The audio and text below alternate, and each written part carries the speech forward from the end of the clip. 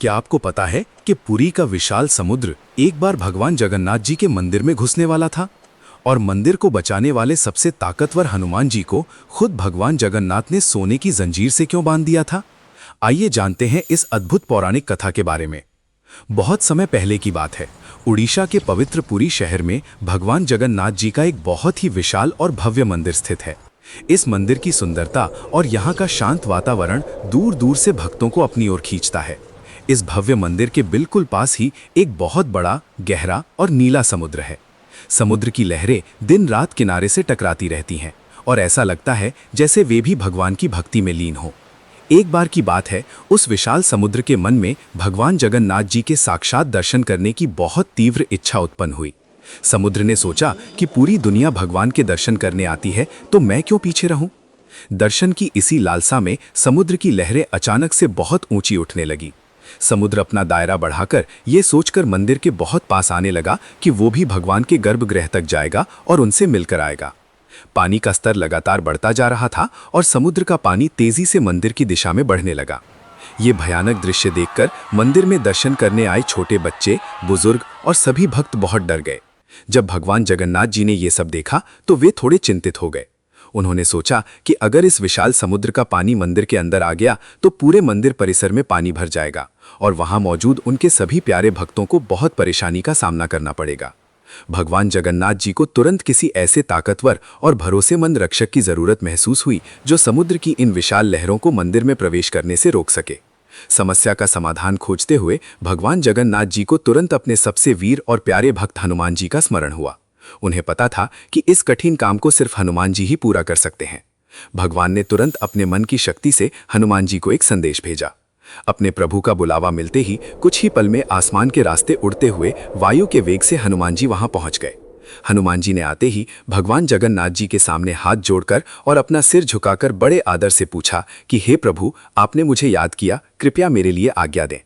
भगवान जगन्नाथ जी ने मुस्कुराकर और बहुत ही शांत स्वर में कहा कि हे हनुमान, तुम्हें इस उमड़ते हुए समुद्र को किसी भी तरह मंदिर के अंदर आने से रोकना है। हनुमान जी ने बिना कोई प्रश्न किए तुरंत अपने प्रभु भगवान जगन्नाथ जी की आज्ञा मान ली। वे अपनी भारी गदा लेकर मंदिर के मुख्य द्वार के बाहर समुद्र के बिल्कुल सामने पहरेदारी करने के लिए एक विशाल पर्वत की तरह खड़े हो गए। हनुमान जी को वहां खड़ा देखकर समुद्र की लहरें शांत होने लगी। जब तक हनुमान जी वहां डटे रहे, समुद्र की हिम्मत नहीं हुई कि उसका पानी 1 इंच भी आगे बढ़ पाए। इस तरह दिन पर दिन बीतते गए। सुबह से शाम होती और रात से फिर सुबह, लेकिन हनुमान जी बिना अपनी जगह से हिले अपनी पूरी निष्ठा के साथ वहीं खड़े होकर पहरेदारी करते रहे। लेकिन इतने दिनों तक लगातार बिना कुछ खाए पिए पहरेदारी करते करते हनुमान जी को बहुत जोर की भूख सताने लगी। तभी अचानक हवा के झोंके के साथ उन्हें मंदिर के अंदर से भगवान जगन्नाथ जी को चढ़ाए जाने वाले स्वादिष्ट 56 भोग की बहुत ही मीठी और मनमोहक खुशबू आने लगी। मालपुआ, खाजा और रसगुल्ले की उस खुशबू से हनुमान जी से बिल्कुल भी रहा नहीं गया। उनकी भूख और भी तेज हो गई। उन्होंने चारों तरफ देखा कि समुद्र अभी बिल्कुल शांत है और लहरें भी पीछे हैं। ये देखकर हनुमान जी ने सोचा कि वे बस पलक झपकते ही जल्दी से मंदिर के अंदर जाएंगे, थोड़ा सा प्रसाद खाकर अपनी भूख मिटाएंगे और तुरंत वापस आकर फिर से अपनी जगह पर खड़े हो जाएंगे। अपनी इसी तेज भूख के कारण हनुमान जी कुछ पल के लिए अपनी पहरेदारी छोड़कर मंदिर के अंदर भगवान का स्वादिष्ट प्रसाद खाने चले गए। लेकिन जैसे ही हनुमान जी वहां से हटे, समुद्र ने देख लिया कि पहरेदार अपनी जगह पर नहीं है और रास्ता पूरी तरह से खाली है। मौका पाकर समुद्र का पानी फिर से पूरे वेग के साथ तेजी से मंदिर की तरफ बढ़ने लगा। देखते ही देखते समुद्र की बड़ी बड़ी लहरें मंदिर की बाहरी दीवारों और सीढ़ियों तक पहुंच गई। उधर मंदिर के अंदर हनुमान जी अपनी भूख मिटाने के लिए बड़े आनंद से प्रसाद खा रहे थे। अचानक उनके कानों में बाहर से पानी के तेज बहाव की आवाज आई। वे तुरंत समझ गए कि उनसे एक बहुत बड़ी भूल हो गई है और समुद्र मंदिर के अंदर आ रहा है। हनुमान जी ने अपना खाना वहीं छोड़ा और अपनी गदा उठाकर बहुत तेजी से बाहर की तरफ भागे। बाहर आकर उन्होंने जो देखा उससे वे हैरान रह गए, क्योंकि पानी मंदिर के अंदर घुसने ही वाला था। हनुमान जी ने बिना समय बर्बाद किए अपनी भारी गदा जमीन पर रखी और बहुत ही कड़क आवाज में समुद्र को वहीं रुक जाने की चेतावनी दी।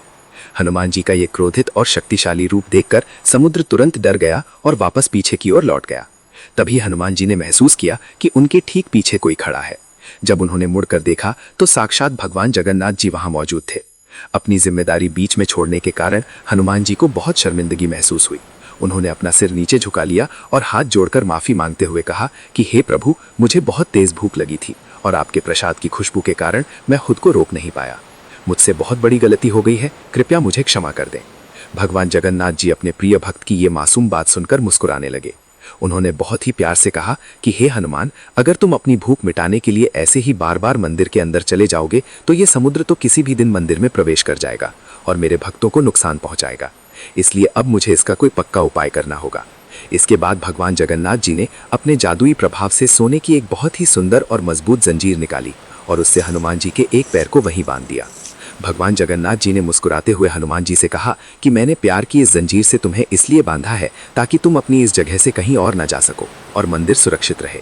इसके साथ ही भगवान ने यह भी वरदान दिया कि अब से तुम्हें जब भी भूख लगेगी तो तुम्हें भोजन करने के लिए मंदिर के अंदर नहीं आना पड़ेगा, बल्कि प्रतिदिन तुम्हारा 56 भोग का प्रसाद स्वयं चलकर यही तुम्हारे पास आ जाया करेगा। ये बात सुनकर हनुमान जी की सारी चिंता दूर हो गई और वे बहुत प्रसन्न हुए। भगवान और भक्त के प्यार की इसी सोने की जंजीर को बेड़ी कहा जाता है। यही कारण है कि आज भी उड़ीसा के पुरी शहर में समुद्र के बिल्कुल किनारे हनुमान जी का एक बहुत ही सुंदर और प्रसिद्ध मंदिर स्थित है, जिसे सभी लोग बेड़ी हनुमान के नाम से जानते हैं। भक्त दर्शन करने आते हैं और भगवान के इस अनोखे प्रेम की कथा को याद करते हैं। दोस्तों, हमारी ये वीडियो यहीं पर खत्म होती है। इसे पूरा देखने के लिए आपका बहुत बहुत धन्यवाद। अगर आपको ये कहानी पसंद आई है तो वीडियो को लाइक ज़रूर करें और अपने दोस्तों के साथ शेयर करें। और हाँ, ऐसी ही मज़ेदार और प्यारी प्यारी 3D कहानियों के लिए हमारे चैनल को सब्सक्राइब करना बिल्कुल मत भूलना। बाय बाय दोस्तों, मिलते हैं अगली कहानी में।